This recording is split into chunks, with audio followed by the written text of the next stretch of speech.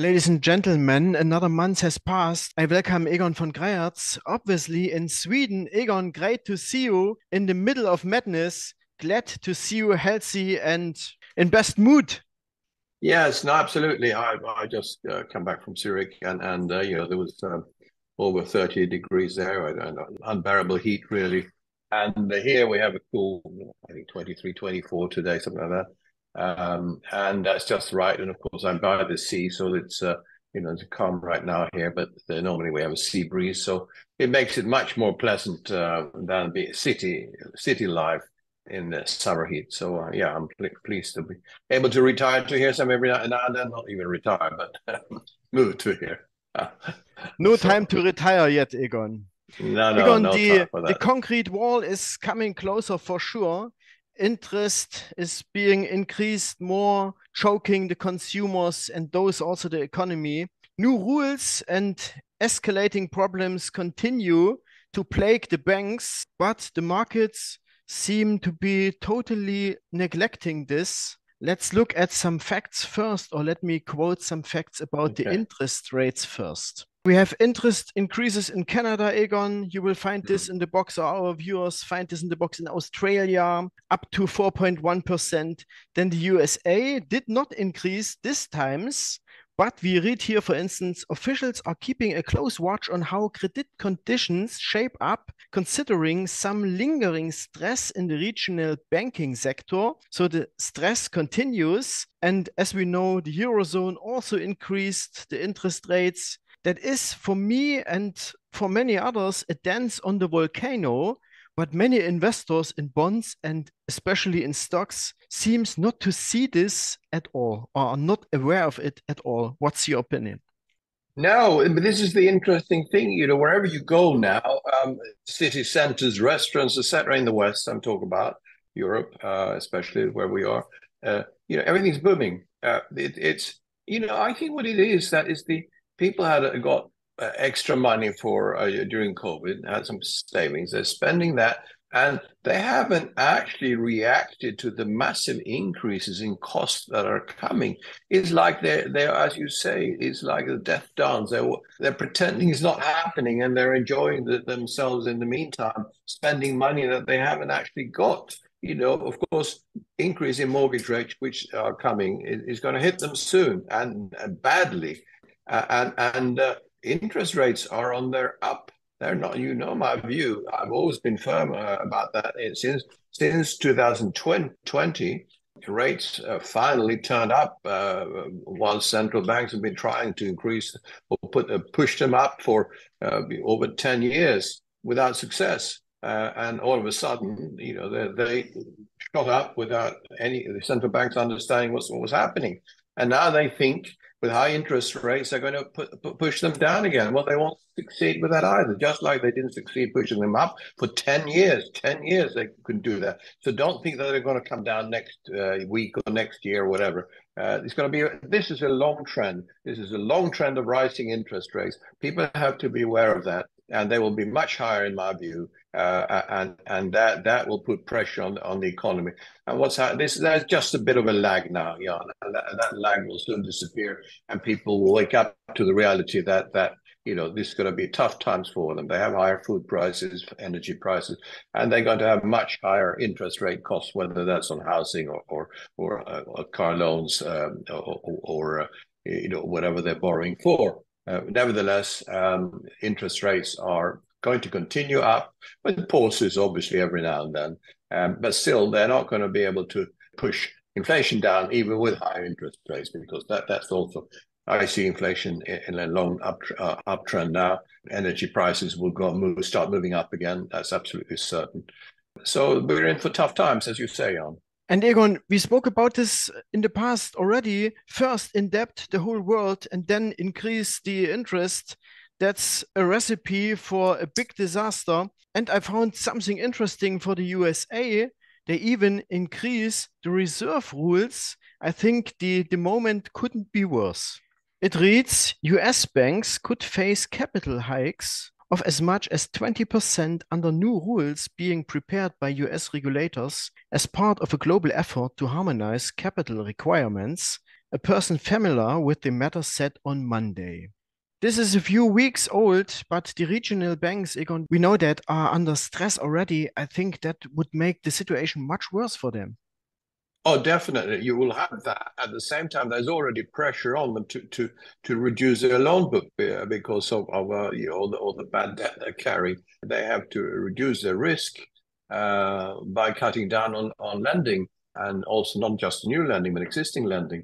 And that will put enormous pressure on the economy, and therefore, we will that will in itself just create a downturn. And a serious downturn. And we're going to see that around the world. Bank lending will come down because they've been lending to so many bad risk borrowers who spent the money on low return projects. When you borrow at 0 or 1%, you take enormous risks, and nobody understood that actually rates don't normally stay at 1%. But they took risk in borrowing that, and they're investing it in projects that have very low returns. And all of a sudden, with these higher interest rates, those low returns are not paying for the cost of financing. And that's what we're seeing around the world. And again, there's been a delayed effect, Jan.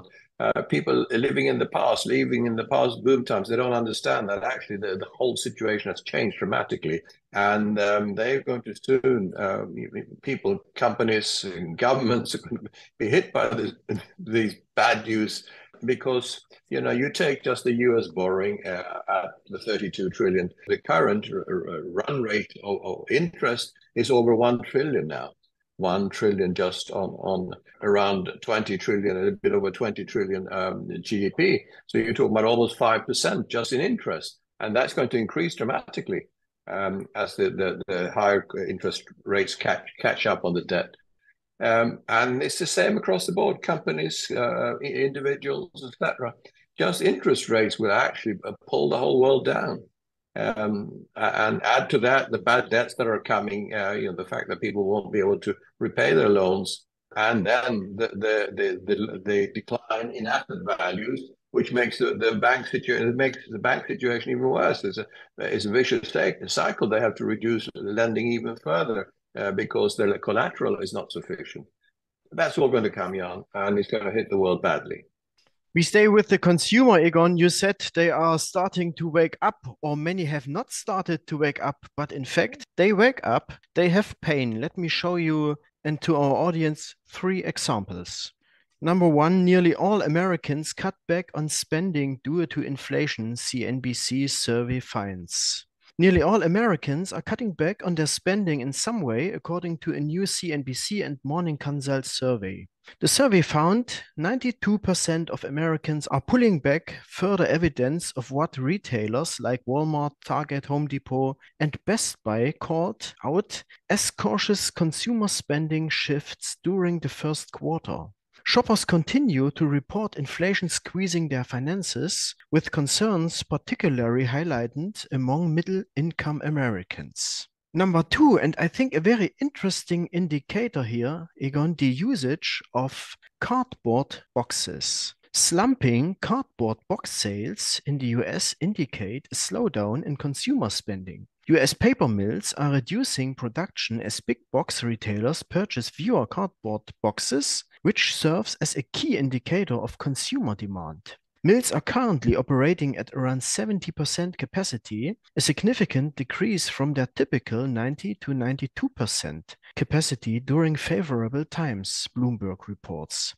And number 3, millions of Americans who took out loans to purchase overpriced used vehicles during the pandemic are at risk of going underwater. Financing costs are soaring and used car values are sliding, culminating to a perfect storm as only the tip of the negative equity iceberg appears. So far, so clear. It confirms exactly what we said, Egon. The consumer is feeling the pain, but on the other hand, I have the following news to show. Retail sales in the US unexpectedly rose 0.3 months over month in May 2023, following a 0.4% increase in April, beating forecasts of a 0.1 decline. And the real kicker, Egon, from yesterday, shocking housing starts data, economists blown away. I read here, after 2 months of disappointing, declining housing starts and permits, understandably, with mortgage rates around 7%, the May data was a shocker.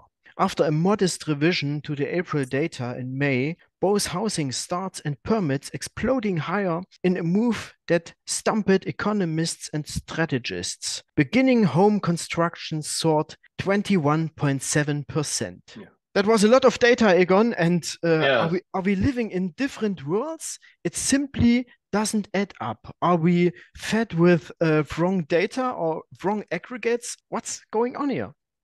Well, let's just take the last one as the example. First of all, you shouldn't trust any statistics because we know there are lies, or lies and statistics. So a 1 month statistic doesn't mean anything. But nevertheless, the last one you showed, for example, is a good example. What is that? Housing starts, permits. So these are optimistic builders that are now reading into the figures saying lower inflation for a month. Then we're going to start booming again, like we have done for the last 20 years or 50 years. The Fed has come in every time, stimulated, and they think again now when inflation is coming down, and interest rates will probably come down too. They have paused, and therefore now we're going to start build a lot of houses again. Let's wait to see how many of those are sold in 6 months' time, Jan. That's will be the test. Then we can all start building houses and borrow more money from the bank. So I don't trust the figures. Let's just follow our own analysis and intelligence. The economy is going to decline dramatically. All the increases in costs that we've seen, on top of a bubble market, is going to hit everyone badly. Governments, companies, as well as individuals. And there is a danger. I never worry about what the Fed is going to say because they're always wrong anyway. I never worry about what they're going to do 1 month or in the short term or any other ECB, etc. Because they're always wrong anyway. They're always wrong. They're always behind the curve, and they are going to increase these interest rates now until they've killed the economy. But this is part of the cycle. They're just following what was going to happen anyway after a 40-year decline in interest rates and a false stimulation of markets, creating massive debts that no one's going to repay. So the trend is clear to me.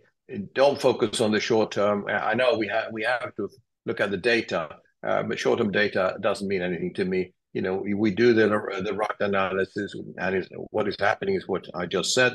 The long-term trend to me is very clear, and the market is not now going to all of a sudden start booming again.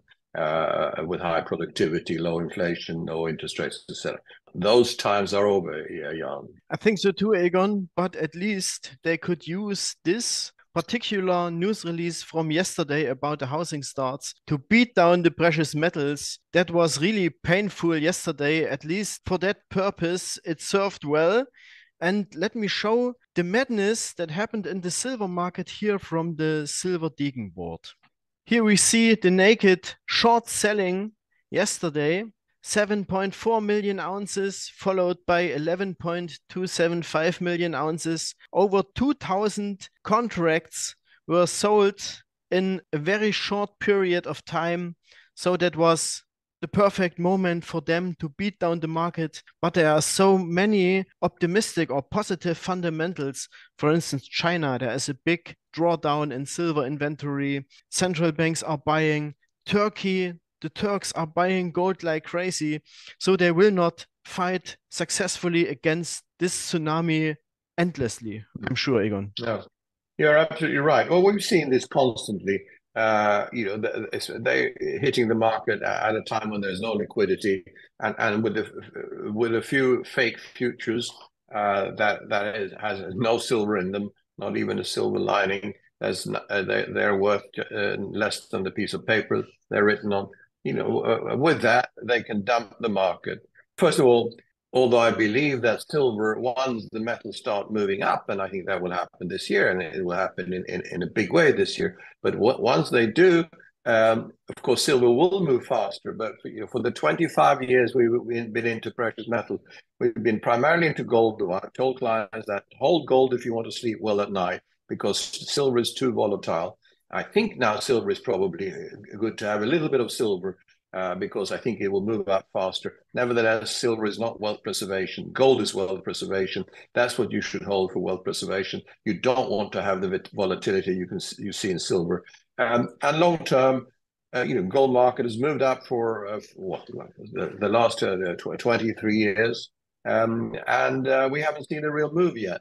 And people are still, sadly, not reacting to the opportunity of this correction we've had in the last month or so in the gold price.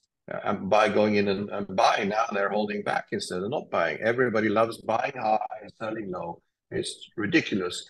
This is the time to actually go into gold now in a bigger way if you haven't got any, or add if you have got some, because the next move is not far away, because that's what all the fundamentals tell us, that the gold will inevitably react to the economic fundamentals that we have now. So we're going to see a continued, not bull market in gold, but a bear market in the fiat currencies. And gold would reflect that, as it has for thousands of years. I met an Argentinian yesterday. He's a bit younger than I am, but not much. But his father came from Italy to Argentina and have lived through all the inflationary periods there. But he was clever. He was just a simple man from Argentina, but he saw what was happening. So in 1970, he put all his money into gold and added since. And look, otherwise he would have had zero money, no saving. And instead, in dollar terms, his money's gone up since 1970, 50 times. And then, of course, in Argentinian pesos, it's gone up, thousands and thousands of times, because they have continuously devalued their currency. So it shows, if people want to preserve wealth, hold gold and don't worry about the moves on a day-to-day basis, because what's happened in Argentina, what's happened in Venezuela, what's happened before in Zimbabwe or in Germany, Weimar Republic, it's going to happen to the rest of the world also. It's going to happen to Europe. It's going to happen to Germany or the EU and the US, etc. It's a matter of currencies now making the final move down to zero in the next, whatever it'll be, 10 years. And the metals would reflect that, as they always have. That's what people should think about. Don't worry about the metals go down a little bit for a week or two or three. It makes no sense to look at the price short term. Just think about the historical situation that no currencies ever survived in history, and that the only money that has survived is gold. It's simple, Jan. It's simple. To summarize it, Egon, the whole world will look like Turkey today, who bought gold there right on time, did everything right. I think we shouldn't be distracted through those market fluctuations and manipulations. Of course, it is the fight of the Fed to protect the dollar for a while against the BRICS forces, against the dangers in Ukraine, Russian war, against many forces that oppose the paper money. So be patient and keep stacking, as the silver and gold bugs always say, but I think they are right. Yeah, absolutely. No, that's what I just said also. So, I never worry about the short-term movements in the metals. I've been in this game, and a lot of all our investors also are with us. They've been in this game for a long time, many of them, and the way we look at the metals, you should never worry about the short-term fluctuation, because that in the long run, governments are always on your side. They totally support, especially the gold price and a bit the silver price, by always destroying the currency. So it's so simple. It's wonderful. We have government, central banks on our side totally. So forget about short-term manipulation. Look at the long-term manipulation, which is governments and central banks printing unlimited amounts of money. That's wonderful. We know. It's inevitable that we will have a bull market for a very long time. The time works for us, Egon. That was the interview for June. Thank you for today. Enjoy a beautiful summer in Sweden. And then, we talk next month again. Thank you. Yeah, I look forward to that. Bye. Thanks. Me too. Bye-bye.